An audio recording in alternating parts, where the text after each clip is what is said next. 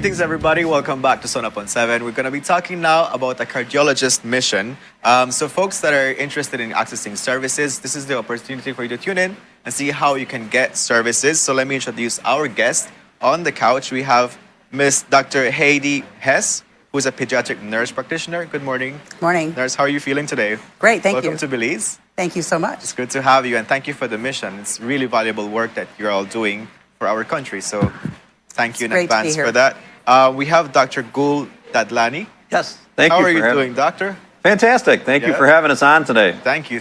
We're excited to be here. And also Miss Yvette Burks, who's the Rotary Club of Belize Gift of Life representative. How are you, Miss Burks? Good morning. Doing great. Thank you for having us. Thank you so much for joining us too, Ren. So let's get started with the conversation. Let's get started. Yeah, we know and understand that this is not the first time we're doing this project per se.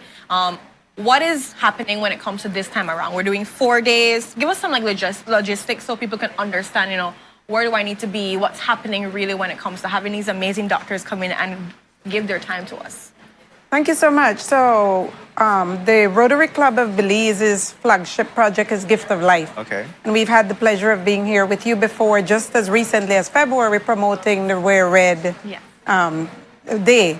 So every 6 months, we have a clinic specifically to see children affected by heart disease.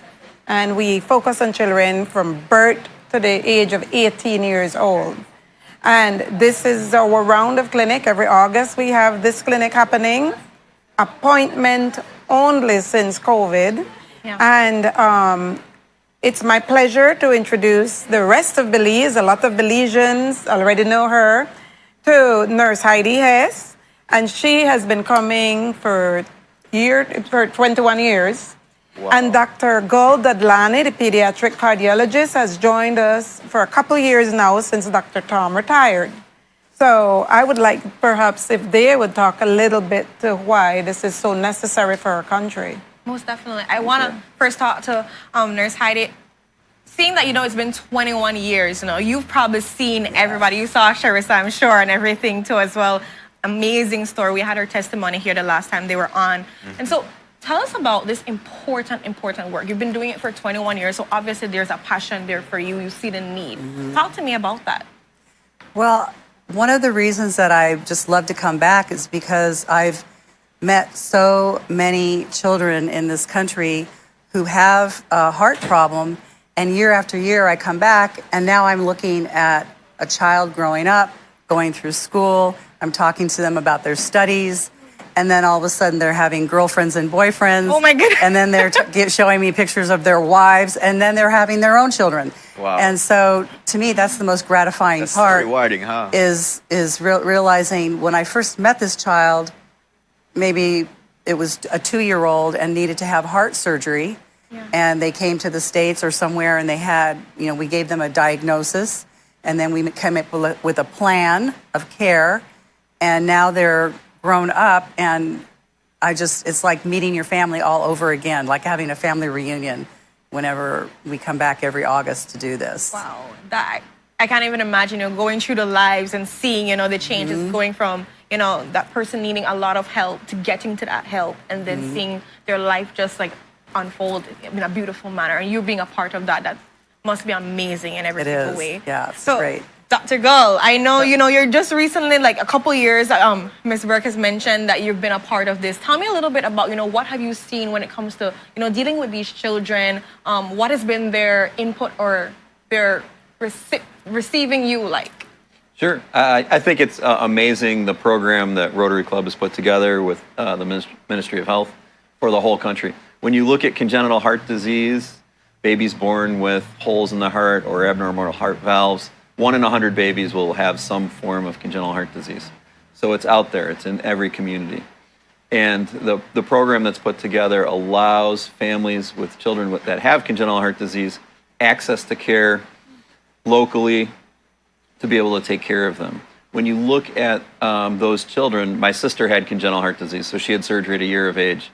So I always found it amazing that you could take a child that would otherwise pass away or not make it and give them surgery and give them a full life. She's 40 today, married with 3 children. Wow. So I look at all the children that come to our clinic here and all the lives that we can save and all the miracles that can be made for their whole lifetime as Heidi was talking about, being able to watch them grow and develop and just have that opportunity, I think is the most special thing for all the children that walk through the door into the clinic. So. Right. I want to ask in regards to, cases, what do you see as like the most prominent cases when it comes to, children with different, heart conditions? And also, if you could talk to parents out there right now as to what to look out for when it comes to their children and their heart, to know maybe I should be booking an appointment. This is something I should be worrying about in some kind of way.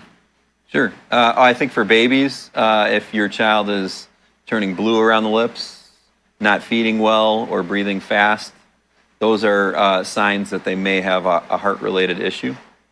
For older children, they develop a heart murmur when their pediatrician listens. Those would be indications to come in as well. Also, making sure that they take good care of their teeth as well. So dental abscesses can sometimes cause infections that can get into the bloodstream and sit on our heart valves. So making sure they have good dental care is also important for the children out there. Wow. That's the first time I heard about that one. Indeed. Yes. So to get on the logistics of the mission, you're saying it's by appointments only? So that means that everything is booked already, or do people have the opportunity to make an appointment? We're exceedingly booked. Okay. However, and this is very important, I should have said it at the beginning, even though we suggest that you keep an eye on your child, we also ask you to do a baby wellness check with your pediatrician. Okay. Because at this stage, this program is such a well-greased wheel that we will not take you if you walk in and say, I want you to check my child. Okay. We want you to say that a pediatrician or your family doctor found a reason why we need to look at your child. Got it. This is a specialist clinic. So it's really important that we give our attention to the children that the pediatrician Have you or properly family doctor screened, no? says Yes. Right. has a symptom and needs our care. Okay. So it's important for you to first go to them. Beautiful. Okay, and All right. then call us, and if it's a real reason, then we'll do our best to see you while Okay. you're I'm here. guessing they can bring the results of whatever it is. So Yes. you can Yeah, be able yeah. to The look referral. at that. Yes. Yeah. The proper referral. I want to ask, because maybe some parents might not know, especially first-time moms or so forth, how often should a child be getting their checkup when it comes to their heart and so forth? Like getting their full pediatric checkup or so? Because I think, although we think we know, sometimes we don't necessarily always know. So I'm guessing Nurse Heidi. Well, first of all, when a mother delivers a baby, the obstetrician listens to the baby's chest on the first day of life. And so then after the baby goes home with mom, there's always an appointment at 1 month of age, sometimes even at 2 weeks. And listening again to the baby's heart is part of the normal exam. And so we see a lot of babies at our clinic because the pediatrician on the first visit already heard something funny when they're listening. And so the mothers bring them in. And, no parent wants to hear from the pediatrician, I hear something funny in your baby's chest. Definitely. Yeah. And it might have a heart problem. So they're scared out of their minds when they come to see us.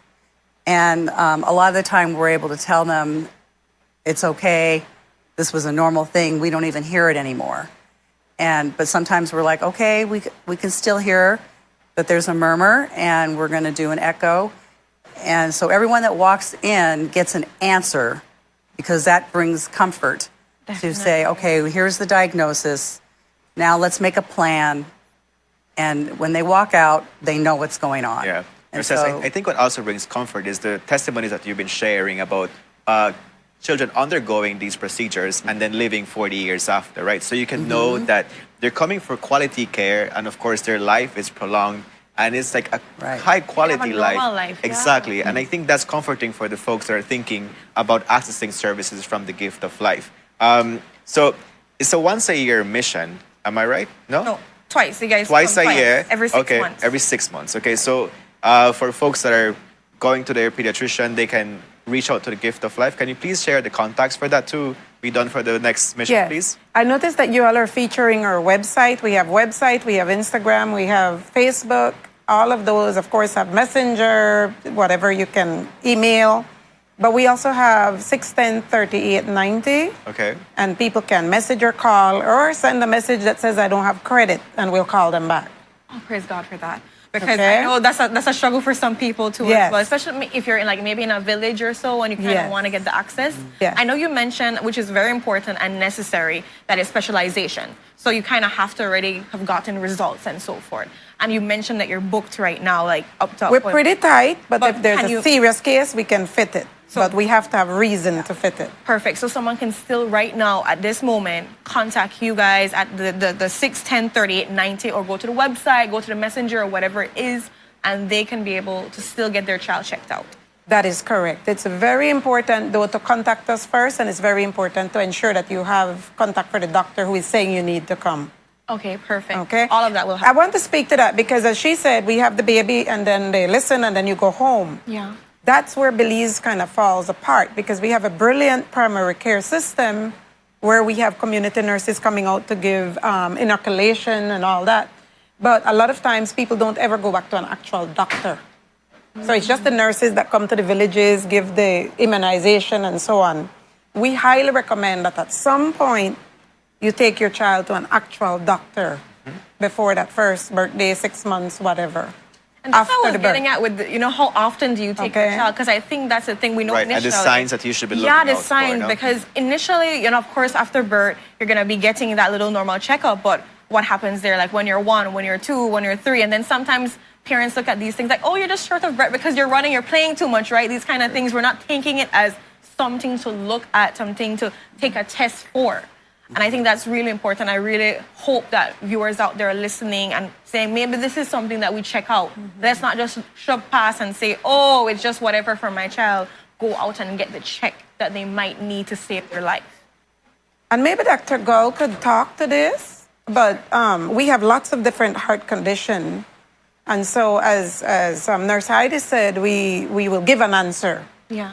Majority of the time, the answers are good, or we just follow, or we get surgery. But there are a few conditions where we can't, but we still support. Definitely. So, he has the expertise on that. Yeah, I think when you look at the spectrum of heart disease that's out there, you're going to have some that are very simple, small holes in the heart, abnormal valves that you can live your whole life with and not need any intervention. Then there are some that are moderate or large size holes or valve problems that will need a surgery or a cath procedure to close them. And then there's some where the heart is so malformed that we don't have a surgical option for that. But for those families, I think we can, as Heidi was talking about, we can give that family answers. They can have a diagnosis. They can understand their child's heart disease and have a short and a long-term plan for their children. Yeah. Definitely. I reflect back to Sharissa's story too as well, because she was a little bit later on. It wasn't as early. And so I kind of want to think about, younger people that are maybe adolescents then that could possibly be going through something and experiencing maybe something that they're not really sure of. Like, can you talk about that for them to maybe talk to their parents to go and get a checkup and so forth? Because we're talking a lot about babies, which is, initially, of course, parents are looking at these things, but for young people too as well, Right. I think it's really important that they take the checkups too as well, know what they should be Yes. looking at. Well, you speak about Sharissa. She had an arrhythmia, so her heart was formed correctly, but her heartbeat sometimes would be very, very rapid. Okay. And she had to have a procedure in the cath lab called an ablation.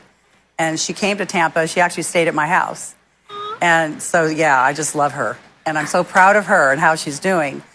But there are children that are, going into their junior years, and they might just be sitting in the classroom and all of a sudden feeling their heart just pounding.